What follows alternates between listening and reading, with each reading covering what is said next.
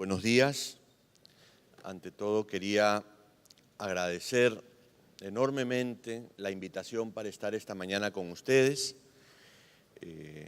y felicitar a la Universidad Libre de Colombia, seccional Cúcuta, por esta magnífica organización y por la constancia en realizar un evento de esta magnitud e importancia en esta 14ª edición.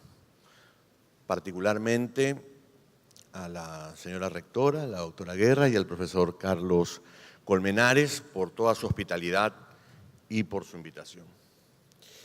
Pero además quiero resaltar que, porque está íntimamente vinculada a la ponencia que daré, que el tema central de este seminario es precisamente la relación que existe entre Constitución y probática, que es un tema recurrente, un tema central precisamente en estas ediciones de este importante seminario. Y esto me lleva ya a comenzar con la exposición, dado que la entusiasta invitación del profesor Colmenares precisamente llevó a que definiéramos el tema de mi ponencia como cómo la flexibilidad probatoria resulta ser una expresión de la ductibilidad del proceso.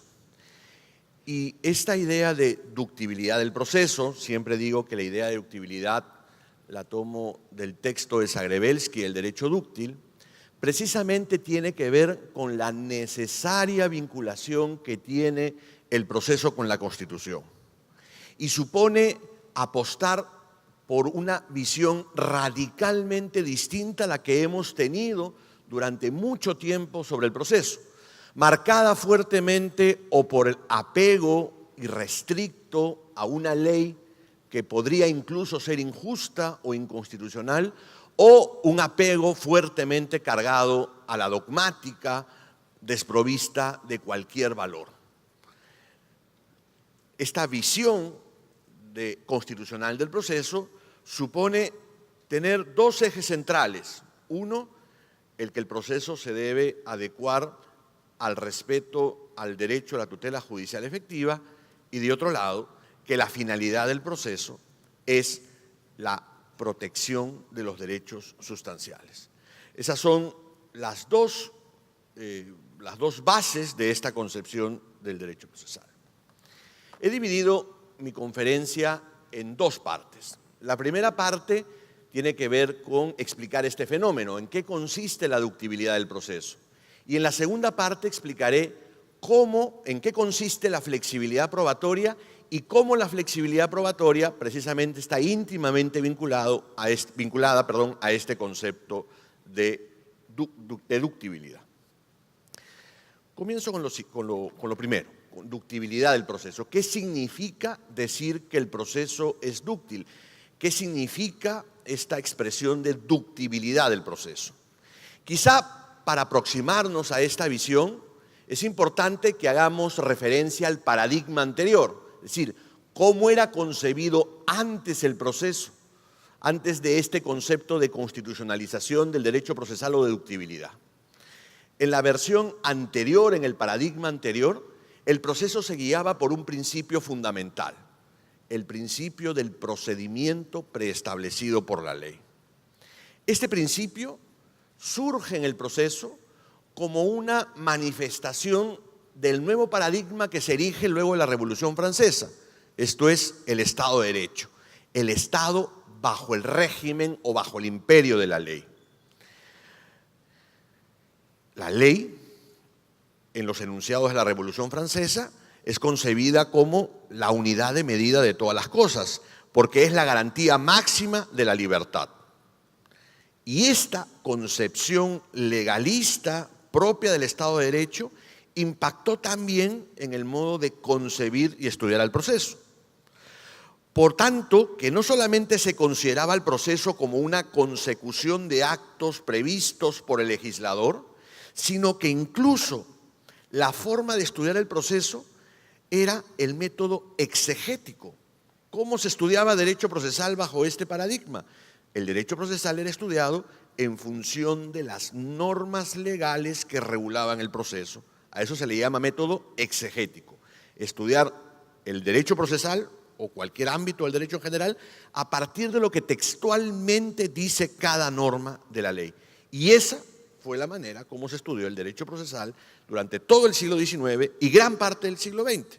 Estudiar el procedimiento preestablecido en la ley. Pero además, esta forma de concebir al proceso supuso también tener un perfil del juez identificado. Es decir, como existía una sobrevaloración de la ley y una subvaluación del juez, entonces el juez lo único que hacía era pronunciar las palabras del legislador.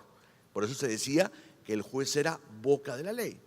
El problema era cuando las palabras que pronunciaba, cuando las palabras que había dicho el legislador eran palabras que violaban derechos fundamentales, principios constitucionales o eran manifiestamente injustas.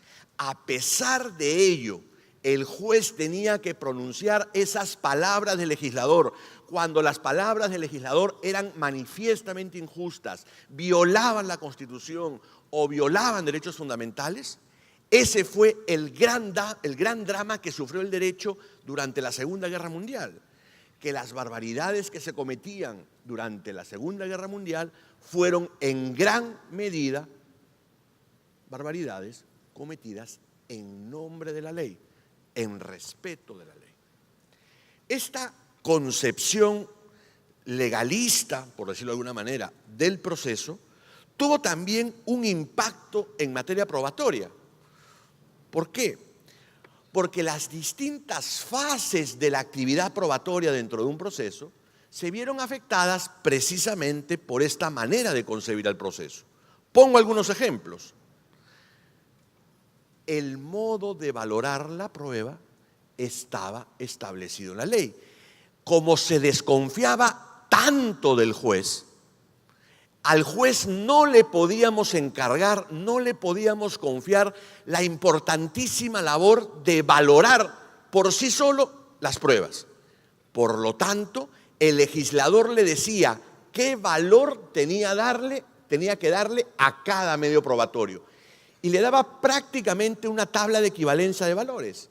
Le decía, si tu testigo es un noble, el noble tiene el doble de valor que pudiera tener un plebeyo. O tal documento vale más que tal otro documento. Es decir, en la labor de valoración de la prueba, el legislador intervenía fuertemente al punto que prácticamente convertía al juez en un aplicador de los números que el legislador había establecido. Pero además, los códigos, las normas que están influenciadas por este paradigma, tenían una cantidad de reglas de exclusión probatoria. Es decir, se establecían una serie de requisitos de admisión de un medio probatorio al proceso que muchas veces resultaban ser lo que hoy denominamos antiepistémicas. Esto es, que no importaba para determinar qué medio probatorio se admite o no un proceso, la trascendencia que tiene ese medio probatorio para acreditar un hecho, sino que fundamentalmente se establecían requisitos formales que eran los que terminaban predominando en el análisis de admisión de un medio probatorio al proceso. A pesar de lo trascendente que podría ser que ese medio probatorio se incorpore al proceso para que el juez pueda formarse convicción. La ley intervenía también en la admisión.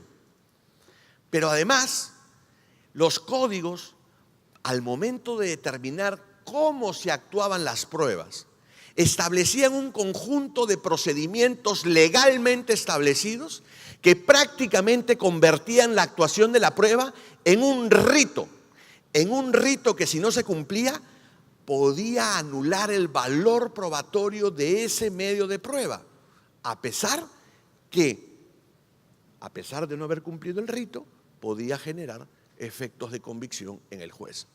Nótese entonces cómo el legislador intervenía en esta concepción de que el proceso tenía que ser lo que el legislador decía que debiera ser, intervenía en tres fases importantísimas de la actividad probatoria: en la admisión, excluyendo prueba; en la actuación, señalando el rito de la actuación probatoria; y en la valoración, diciéndole al juez cómo debía valorar la prueba.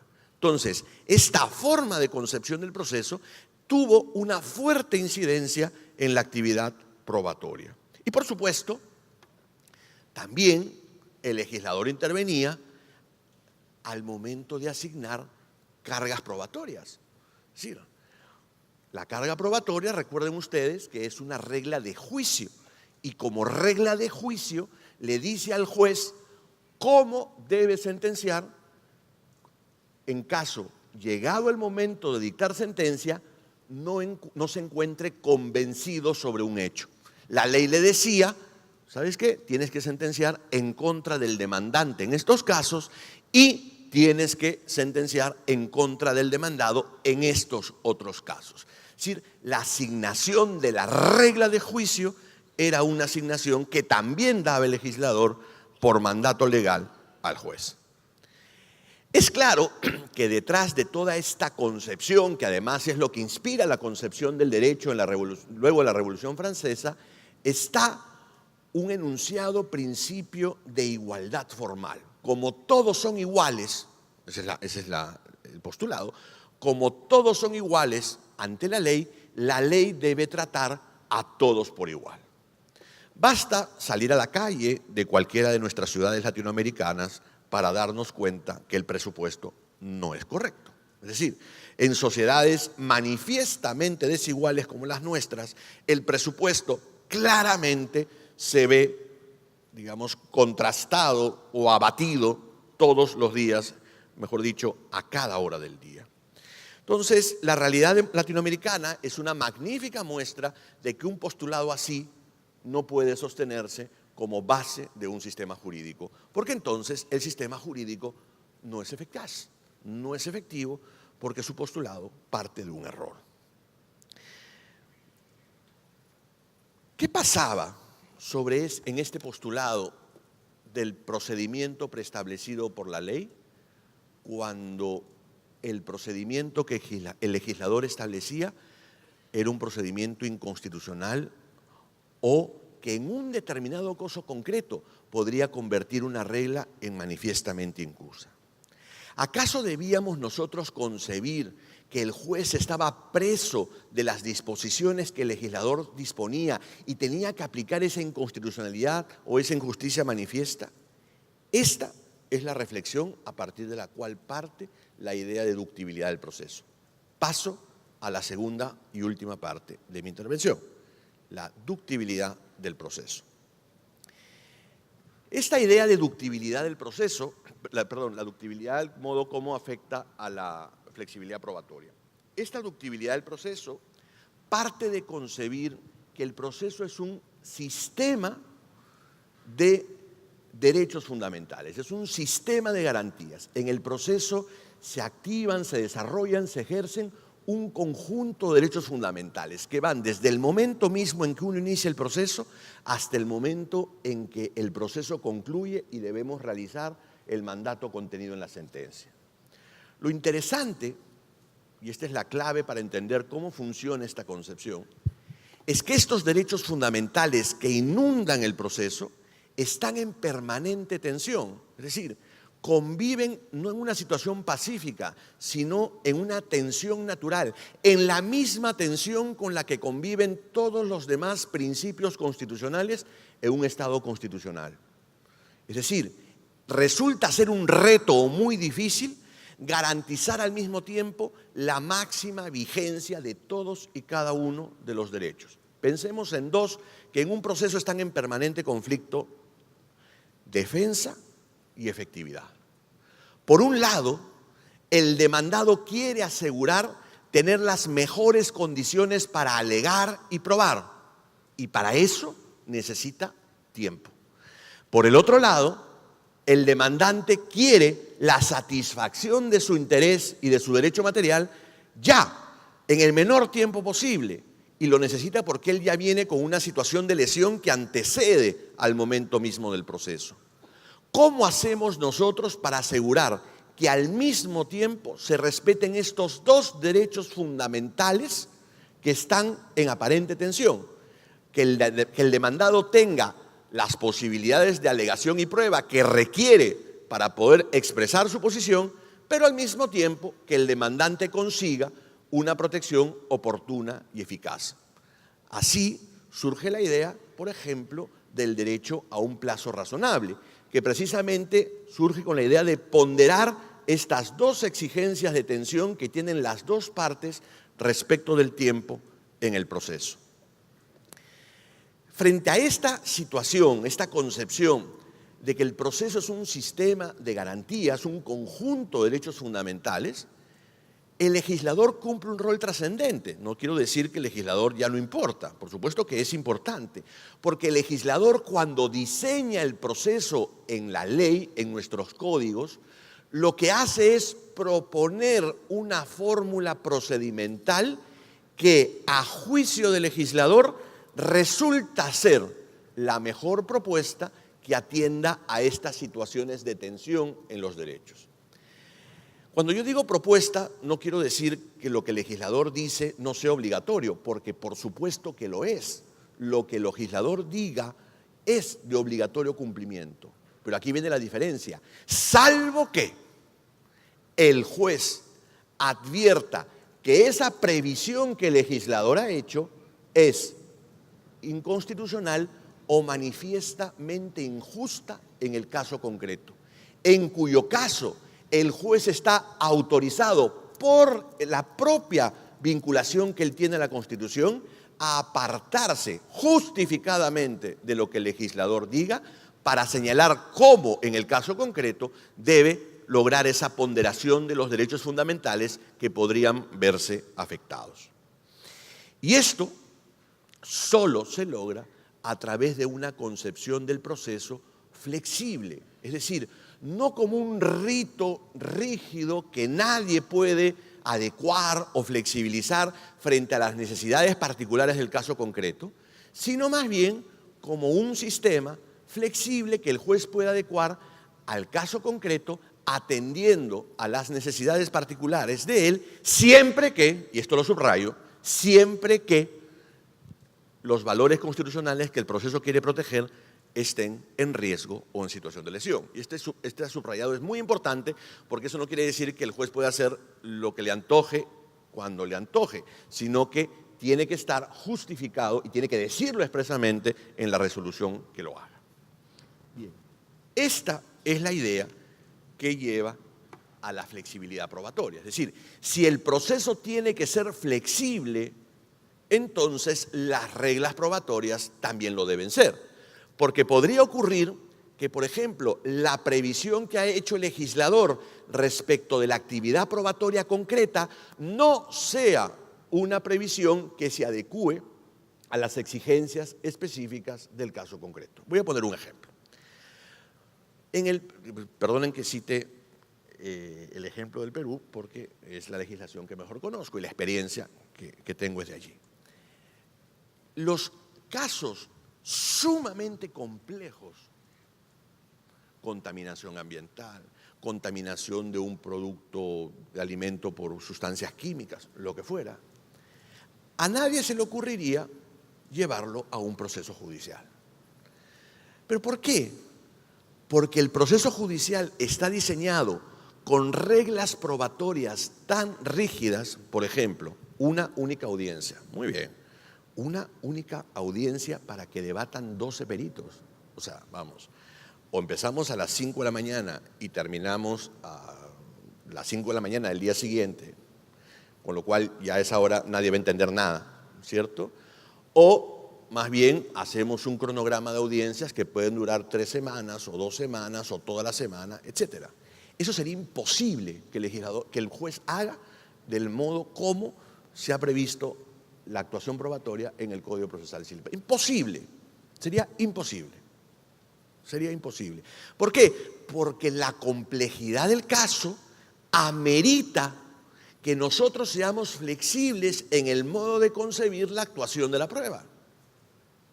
Si no tenemos esa capacidad, vamos a hacer que sea imposible que un caso así se pruebe.